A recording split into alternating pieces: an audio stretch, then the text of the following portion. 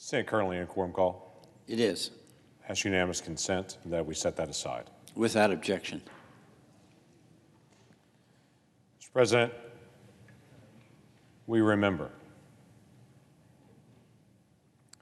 At 9:02 a.m. on April the 19th, 1995, 168 people were tragically murdered in the worst act of homegrown domestic violence and terrorism in our nation's history. That was in Oklahoma City. The bombing of the Alfred P. Murrah Federal Building in Oklahoma City destroyed 9 floors where they collapsed in on each other. The physical impact of the building and of the bombing itself was felt 55 miles away, and the force of the blast damaged 324 surrounding buildings. The emotional impact was felt around the world, as literally the world stopped and stared at their televisions 28 years ago today. And the nation felt the pain of those who were killed, and of the survivors, and of the family members that remained. The victims included 19 children, many that attended the daycare in the building called America's Kids. A total of 219 children lost a parent that day, and 30 children were orphaned that day. It is estimated that 360,000 Oklahomans knew someone personally who worked in the Murrah building. The 16-day rescue and recovery effort took a toll on our first responders and our family members who held on to hope that their loved one was still alive. The events of April 19, 1995 changed my state, changed our country forever. There are incredible stories about survivors of the bombing that helped their coworkers escape the rubble and exit the building to safety. In the midst of immense grief, we introduced what we now know as the Oklahoma Standard, the way Oklahomans immediately step forward to offer help, show compassion to their neighbors in pain, donate blood, donate even their shoes that day to rescue workers and other individuals that needed help. Out of the terrible tragedy was demonstrated tremendous love.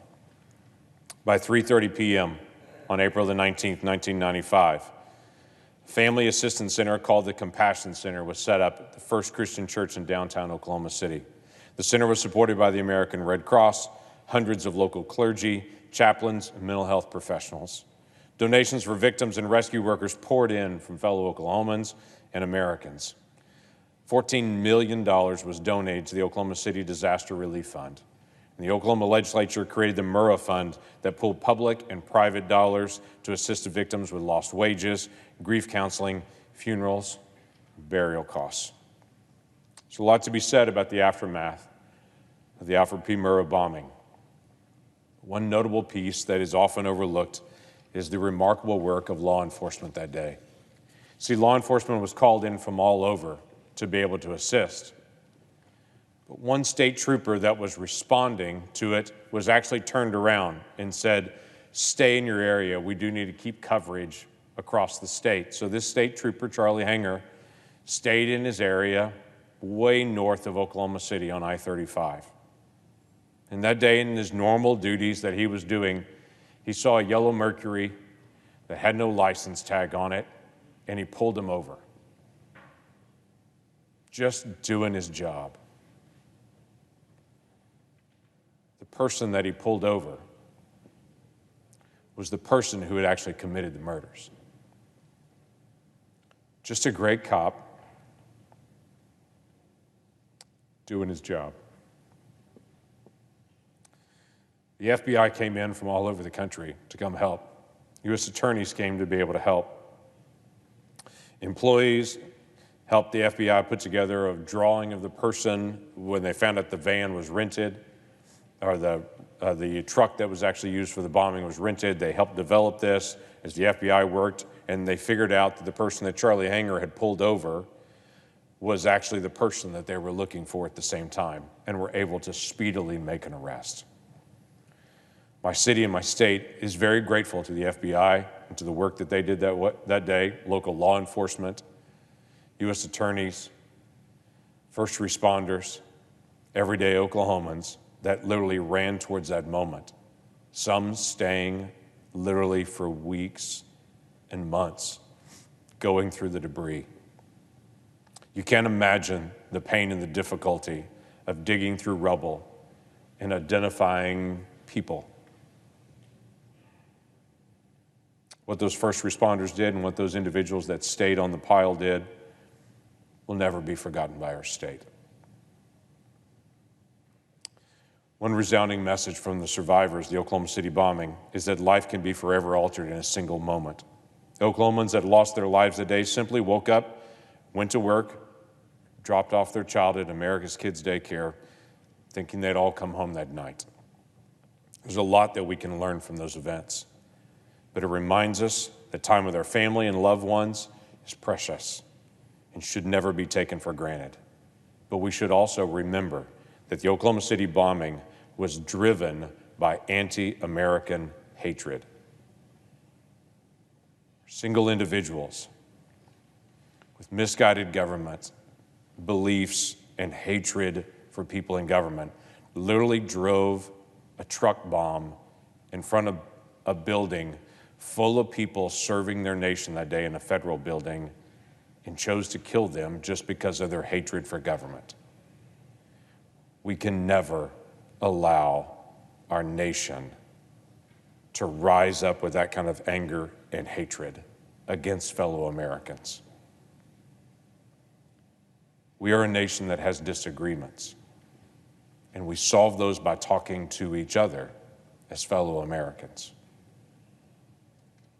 The Oklahoma City Bombing Memorial Museum sits next to the memorial itself, continues to tell the story every single day, as they are today, of what it means to be able to have one person talking to another person to solve our problems and to work out our differences.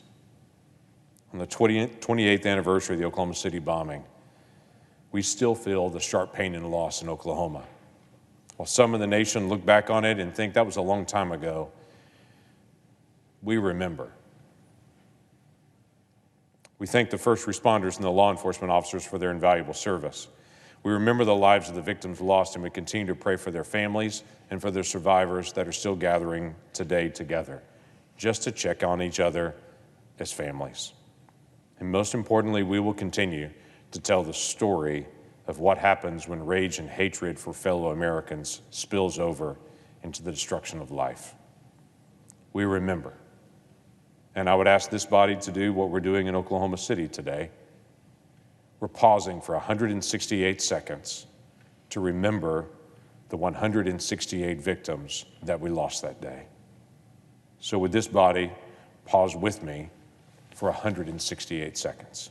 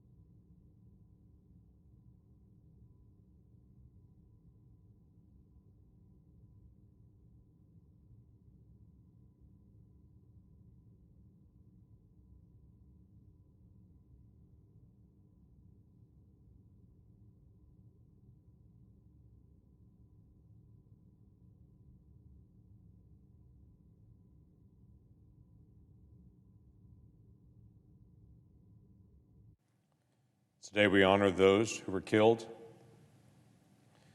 those who survived, and those who were changed forever. I yield the floor.